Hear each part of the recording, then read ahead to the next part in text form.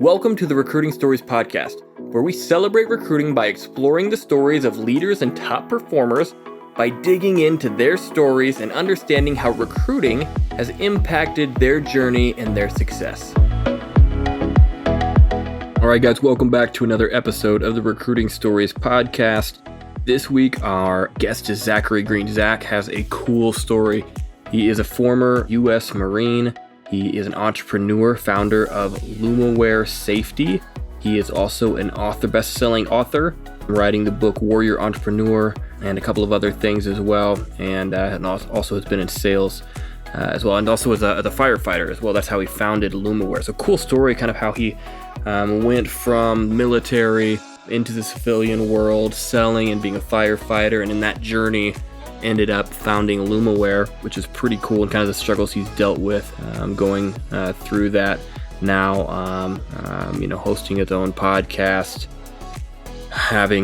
writing a book, and why he led into that as well. But always interesting picking the brain of someone who has started and run their own business. Also interesting always for me, and just a joy to speak with a U.S. Marine and veteran. So enjoy that. Hope you guys enjoy the story. Great information and hopefully helpful for you on your journey as well. Hopefully we'll have some more content here coming out quickly on the 2-minute drill. And then we've got a ton of great guests coming up on the Recruiting Stories podcast this year, brought to you by Cover 3. Thanks, guys. Talk to you soon. All right, everybody. Welcome to another edition of the Recruiting Stories podcast. I'm really excited for my guest this week. It's Zachary Green. And Zachary is an author of the book Warrior Entrepreneurs. Is it Warrior Entrepreneurs or Entrepreneurship? Warrior Entrepreneur. Warrior Entrepreneur. He's the founder of LumAware Safety. He was a Marine for 8 years, a corporal. He's had over a decade of sales experience for some big name companies. And he's also been a firefighter as well. Awesome story. He's done a lot of things. And I'm excited to learn from Zach here, and also hopefully share some truths and mindsets that will help you on your career journey, recruiting fantastic people and folks here in the logistics industry. So welcome, Zachary Green. I appreciate you for being here. Adrian, thank you so much. I'm really excited about our chat today.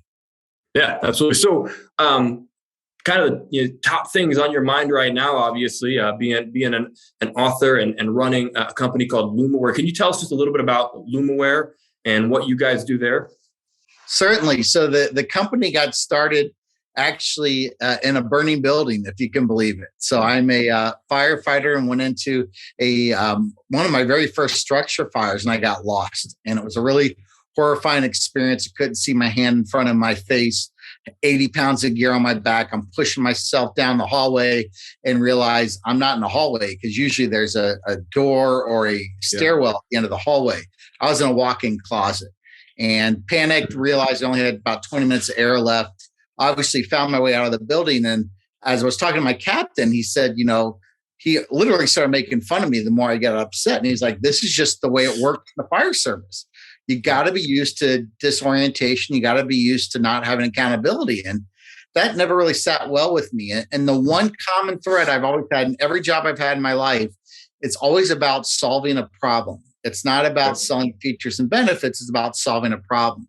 So I was really on a mission to solve this problem of disorientation that ends up killing a lot of firefighters. If you look at the common cause of death of firefighters, it's rarely one thing. It's usually a series of multiple events that all kind of happen. And disorientation and lack of accountability is usually part of that. So I developed this glow-in-the-dark material with some brilliant scientists and developers. I made a band that went around your helmet. I made a paint that goes on your tools. Literally sold it out of the trunk of my car. Made $5,000 in 6 months. Then went to a trade show, and I had a bunch of my firefighter buddies. We had a very ghetto setup. It was a pop-up tent with sidewalls held together with zip ties and duct tape.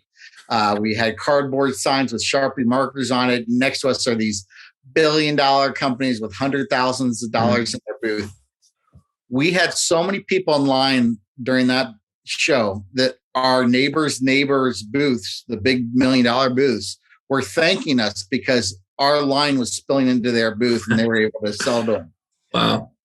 $100,000 in 3 days. Wow. Now, the problem is I had no money to buy the raw materials. I had nobody to manufacture that volume, no way to distribute it. But I'm a Marine and I'm a firefighter, and we always solve the problem no matter what. We say in the fire service, we can't dial 912 after you dial 911. Show up, right. It's got to be done. And not only did we get that, it was tough. I had to refinance my house, max out my credit cards, do everything I could to get money.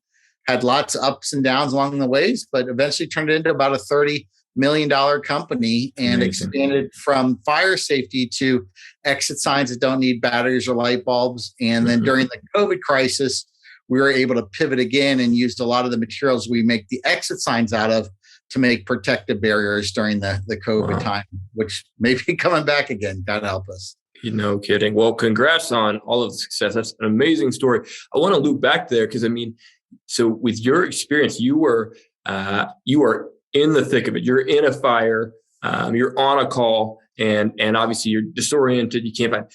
When you developed this, were you able to actually test this as a firefighter, live while things are happening? Absolutely. Wow. They say trying to solve problems is really what it comes down to. And the only way I was going to solve that problem is to test it myself.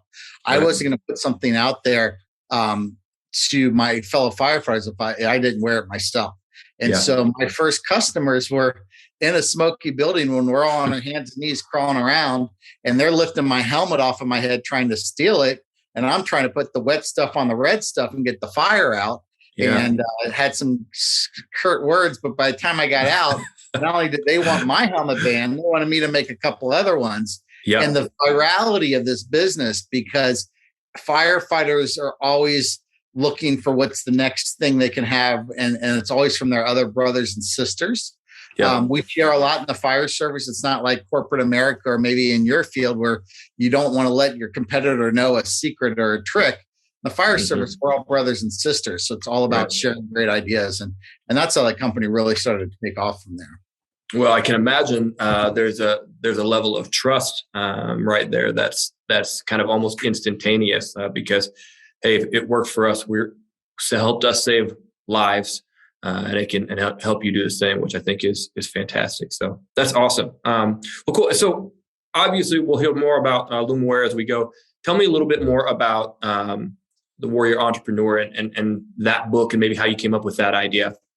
Certainly. So I wanted to write an autobiography. Everybody told me I should write an autobiography. As I started to talk to my editors during the book process, the journey, they basically kindly said that nobody cares about your story unless your name's Oprah Winfrey or Elton John or Donald Trump. Nobody wants to read your autobiography except your mom and your wife, but they weren't going to pay me enough money. So I had to kind of pivot. And so they said, what is it that makes your story your story? And what I realized, it was the intangibles I learned as a Marine that helped me make it through the challenges that I had growing as an entrepreneur. And that challenge is actually, I found out, goes all the way back to Homer that wrote the Odyssey and the Iliad. And this warrior's journey of conflict and struggle, and then having a crucible, that moment, that crisis in your life where you really, nothing is going to, what you've done up to that point is going to get you through that crucible until you go through that fight. And in the crucible, there's two things. At the bottom of the crucible is the abyss. The abyss stands for failure, darkness, ultimately death. And as the philosopher Nietzsche once said, if you stare long enough into the abyss, eventually the abyss will stare back and consume you.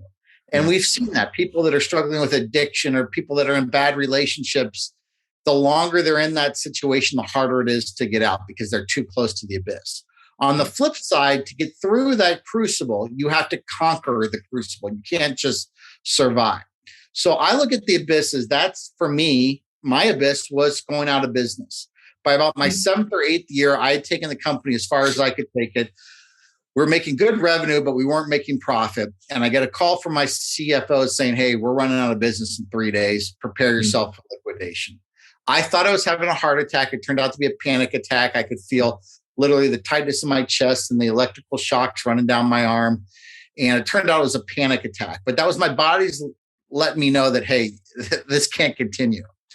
That was my crucible. The abyss of that crucible was my company going out of business and me giving up on this dream, letting my investors down, my customers down, ultimately my brother and sister firefighters. Mm-hmm. The way I conquered that crucible, because you have to make a change if you're going to conquer your crucible. Otherwise, you'll get right back to where you were. I stepped down as CEO from the company I started and hired as CEO for my company. Wow. Yeah. When that happened, that's when the company really flourished and took off. When COVID happened, and we weren't selling any exit signs during COVID. I mean, all the retail establishments were shut down. All the big office spaces were shut down.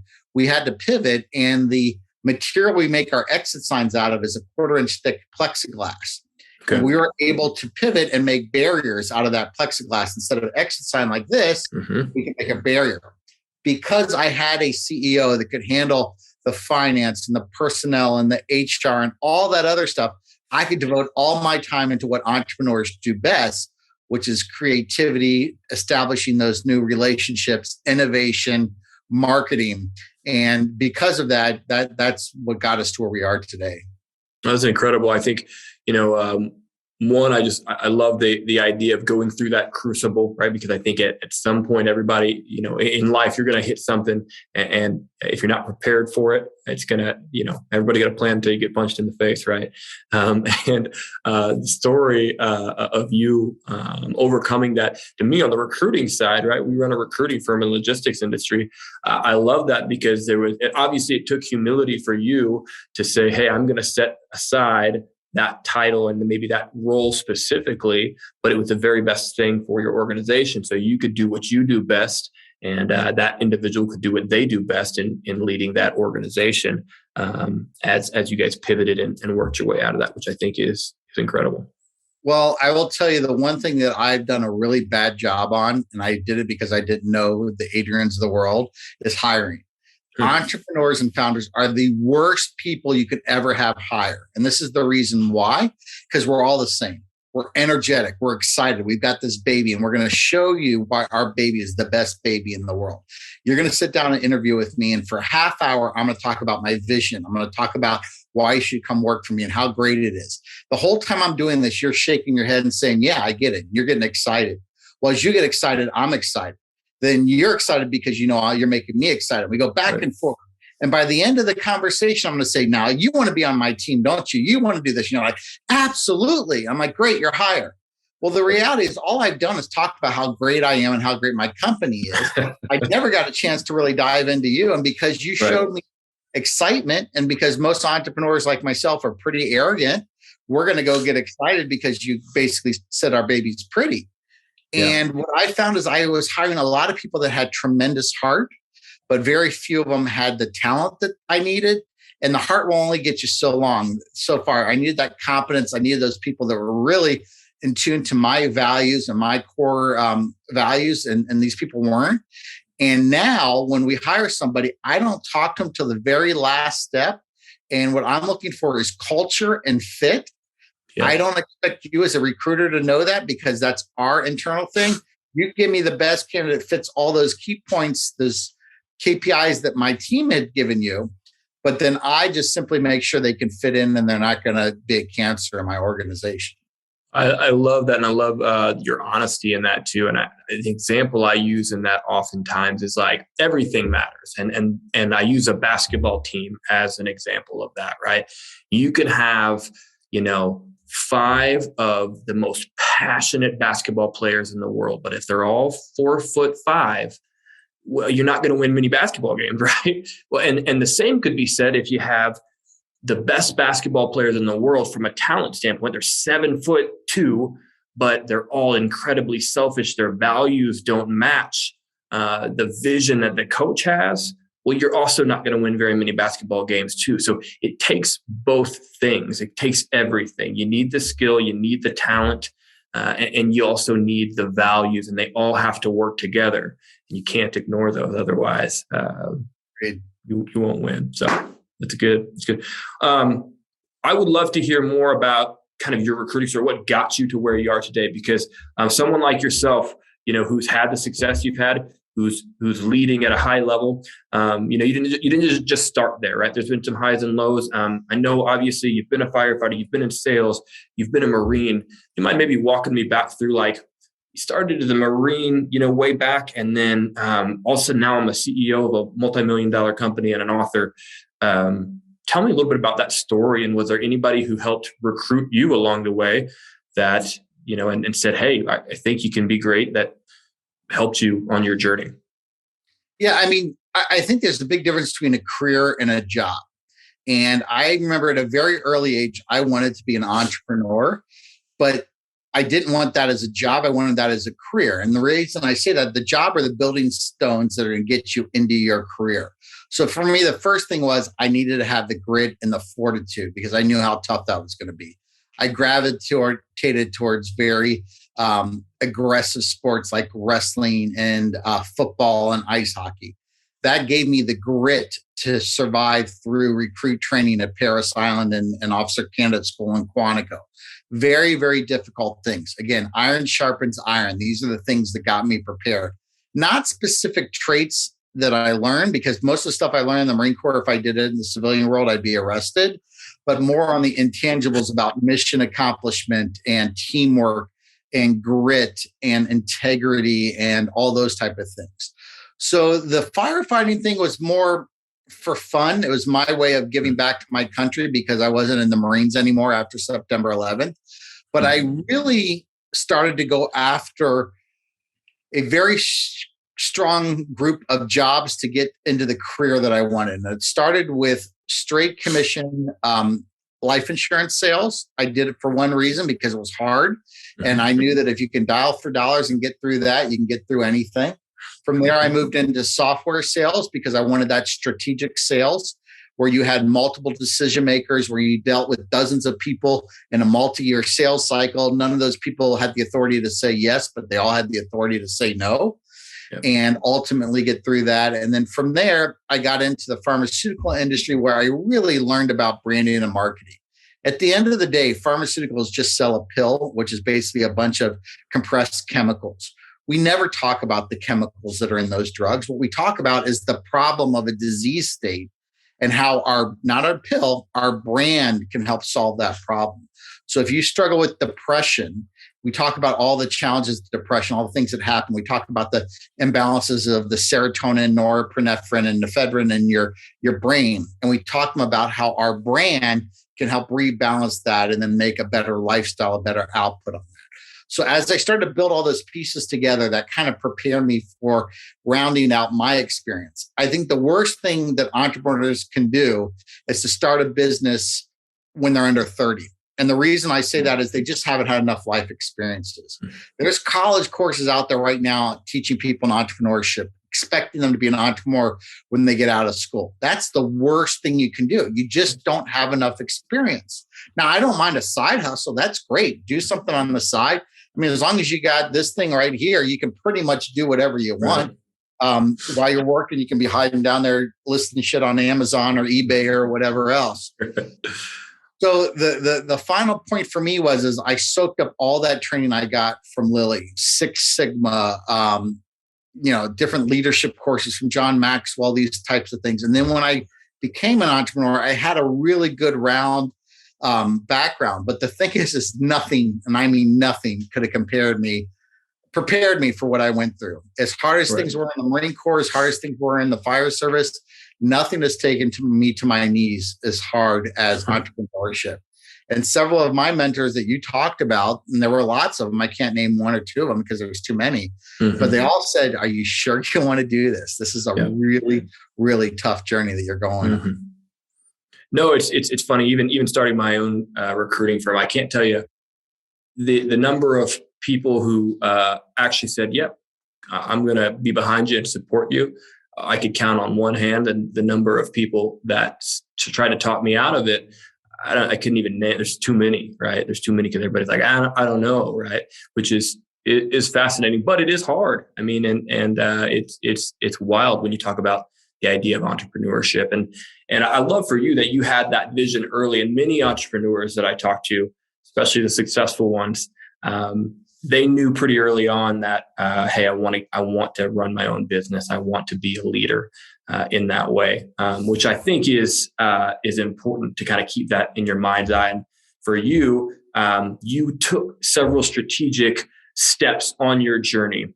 If you were talking to maybe someone who's maybe they want to be an entrepreneur one day, right? They love to own their own business, but they're still in the, hey, I'm 25, I'm 26, and I just don't feel quite ready yet. What advice would you give them, going through what you've gone through?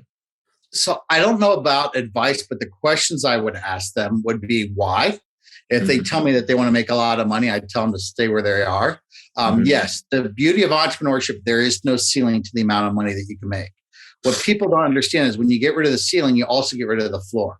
There's no limit to the amount of money you will not make. Now, when you're in a typical job, you're never going to make over X amount of dollars, but you're never going to make less than this amount. You've got that nice safe zone. And that's why most people are very comfortable in that. As humans, we're not really used to risk. So that's the first question I ask them. The reality is, and you know this as well as I do, we get paid last.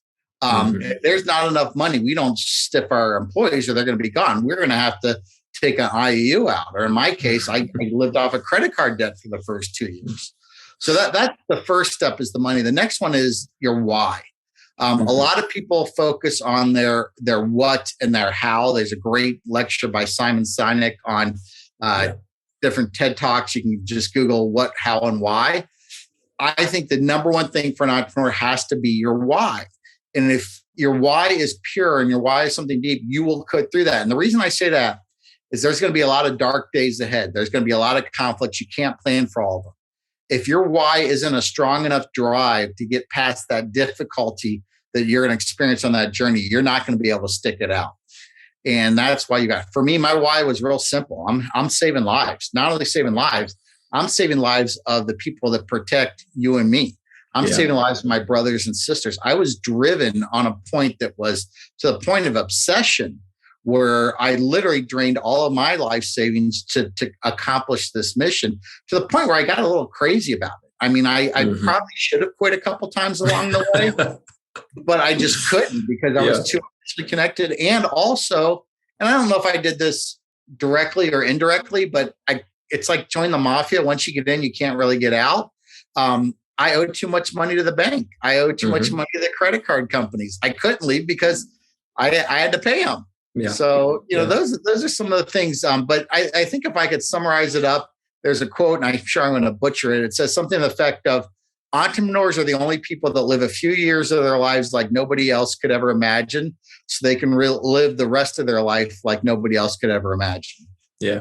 Yeah, I think that's good. And I love the point about, having your why, because I remember even early in my career, there was a moment at a job that most people would be like, great job, got an office overlooking downtown, feel, great, would look successful to most people. And I was so miserable. And it was because I didn't have a why in it.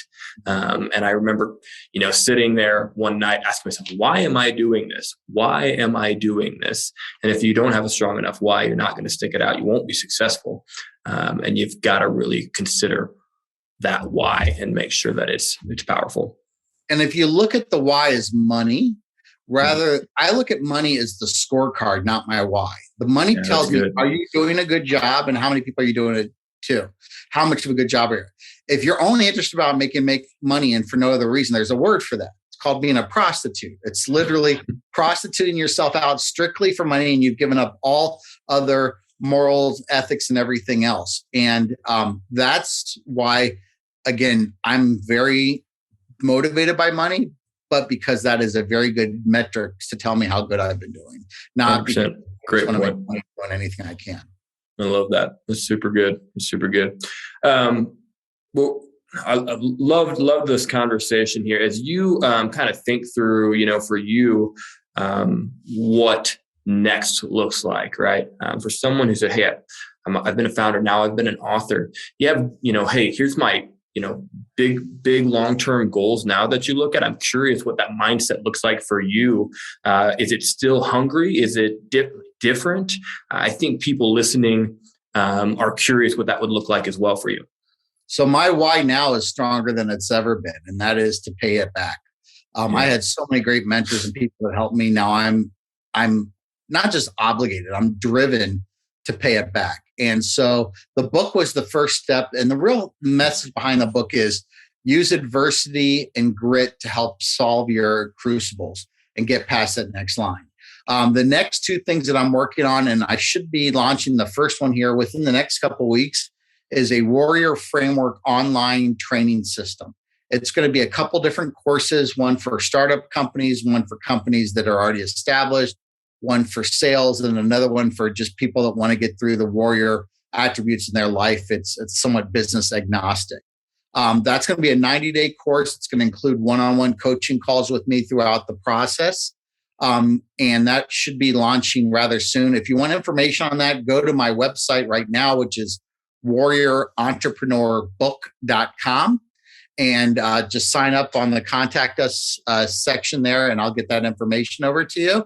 And then the final step is I really want to get into B2B consulting, where I can go out to businesses and teach them how to be innovative and creative and do the things that entrepreneurs do, but yet have the discipline, the framework, and the accountability that the military has. And we're going to do that through experiential learning. We're not going to just sit you in the office all day.